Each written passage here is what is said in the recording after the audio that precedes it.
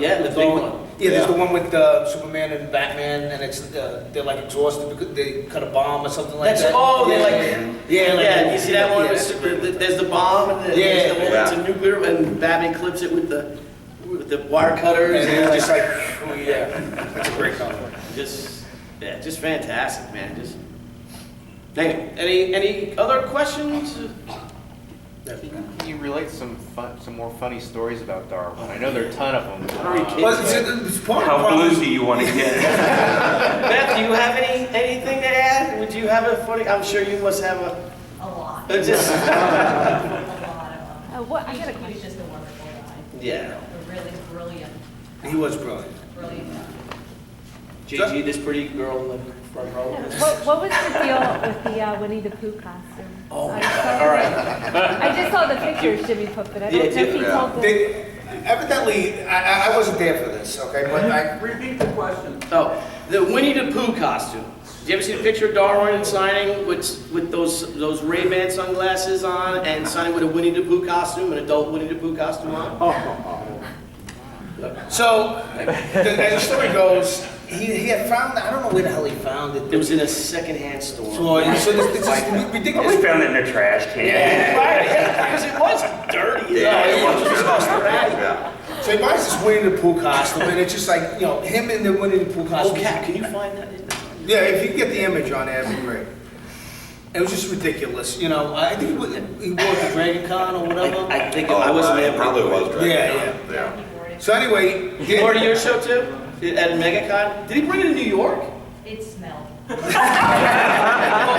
Here's a great story is that if anyone knows Phil Noto, he's a great artist. Really great painter, great artist. Well, first I'm going to tell him the one with Dan. Okay, you tell, yeah. The thing with the deal is, so the deal fell asleep on Jimmy Palmiotti's couch, right? He had taken a nap.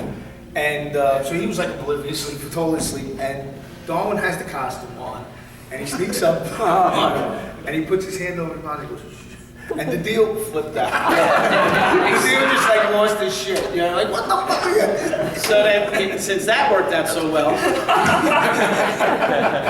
Dan was taking a nap over there. So Phil Noto came down and they all went out at night. And Darwyn ended up crashing over. I don't know if he even had his house in Florida yet. Probably not. I don't know. So Darwyn was sleeping up in the spare bedroom and Phil Noto was asleep on the couch, same couch. So Darwyn probably was going back and sees him. Oh. Darwyn gets his idea and Darwyn puts the costume on. I mean, it's literally a Winnie the Pooh friggin' costume with the ear and the gloves and he walks up and he creeps up on his hands and knees to Phil and he reaches over and he just lays on top and puts his hand on Phil's mouth. And Phil wakes up like this to wake him up, like this. Can you zoom up? Nobody should be able to see it. I mean, obviously, but you know. This is a crappy phone. Anyway, so he does this to Phil. Phil wakes up and there's Darwyn standing over him, holding his mouth, like at his nose. So he wakes up and Darwyn just goes, shh, it's okay. It's just the two of us. Exactly. That's the last thing you want to see when you wake up. Is Darwyn Cooke in a Pooh Bear costume laying on top of you, trying to murder you. Anyway, so anyone else? Any other? Does anyone have any? Yeah. Who do you see as influenced most by the styles, either up and coming artists, or is there anyone who can really carry on that very unique kind of cartoony, fast? I think that the influence is for people to find their own. I mean, he is inspired. Yeah, his inspiration, I think, for the generation that's looking at him now and coming up is you got to find your own style and do it full on, not just look at other people to copy or try to be like Jim Lee or try to draw like somebody else. Yeah, there are dozens of Jim Lee wannabes out there. Michael Turner wannabes even. I don't think anyone could even try to do Darwyn. He was that unique, and they would, they would know. And I don't think. And no one could do it as well. And plus, you could tell a story. Like you got to tell a story. He had everything. Like I said, he fired on all cylinders. Till he passed away. Yeah. And you had a question, sir, back there.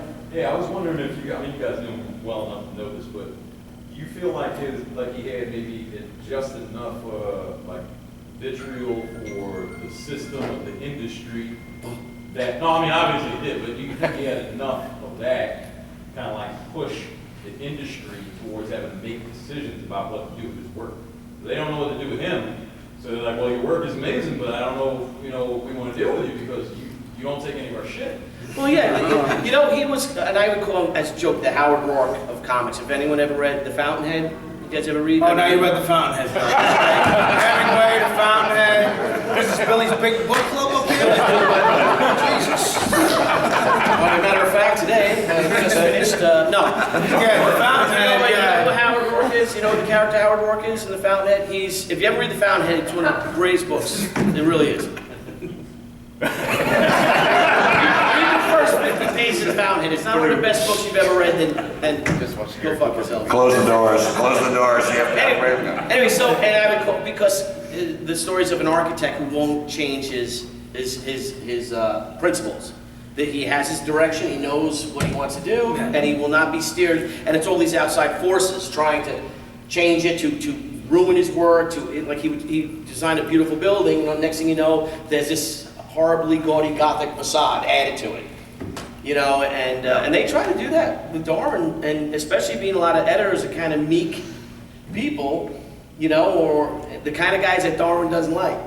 And he did say he loves comics, but he hates the comics industry because of it can get pretty nasty, right? I mean, one of the I reasons. think he had a love-hate relationship with the comics Yeah. industry. I don't think it's straight that he hated it. yeah, that night he hated the comics industry. Yeah, But he, well, never, certain nights, he always yes. loved comics. Though. He always Yes, loved yes. It really was one of the reasons that he and I got along so well is that when he came and when the Parker books came. So just back real quick story, which isn't funny, but there was something in there. So I worked at Dark Horse before I came to IDW and worked with Darwyn, and I was working with Mignola and Hellboy stuff, and Frank Miller on Sin City stuff, and all these great books, and I was looking to potentially come into IDW, working with this guy on a few things, but.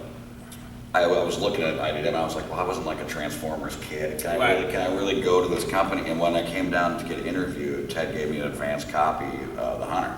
And so, to read on the plane on my way back up to Portland.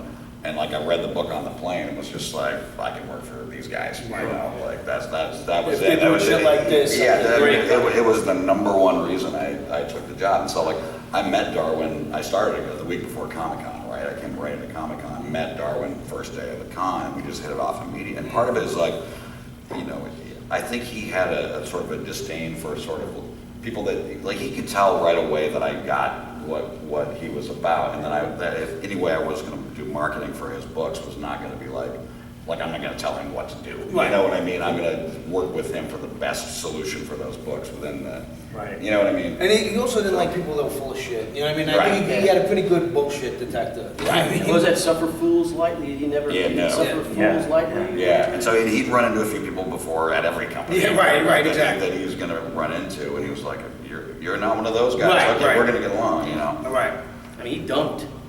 He threatened one guy, one editor in an elevator, kicked the crap out of him. He dumped a beer in another guy's lap, and then he put it on his head too? Well, that's right after, I met him right after that. Okay. Because now, I work at Marvel, and I'm friends with Axel, and they all told me. names.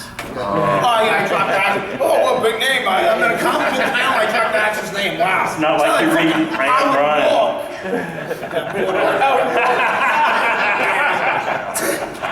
It's okay. That's Darwyn. See? So anyways, after that, and they all told me the story, and they're like, oh yeah, this asshole in Georgia, and I was like, if you were there, you would have kicked his ass, blah, blah, and this and that. So the next thing, it's New York Comic Con, the first year in New York Comic Con, okay? So I'm going to dinner with Jimmy Palmiotti, and he's like, we got somebody joining us. I'm like, cool. He's like, Darwyn Cooke. Now, I've heard about this asshole, you know what I'm saying? And I'm like, really? I'm like, I'm gonna be fucking, me and him are gonna be rolling around before the appetizers come out. I mean, that's maybe not such a good idea, but, oh good. Great, they're locking us in. Oh good, they're locking us in.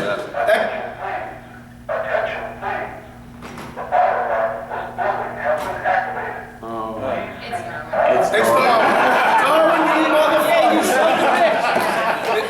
That? Yeah. They're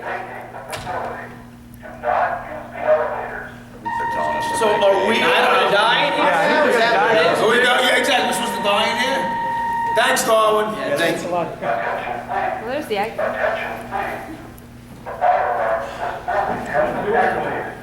Do we leave? I guess it's over with. Well, thank you guys. Thank Any last you. questions real quick? Yeah. Thank you, miss. Miss, doing the sign language, thank you. Yeah. Yeah. All right.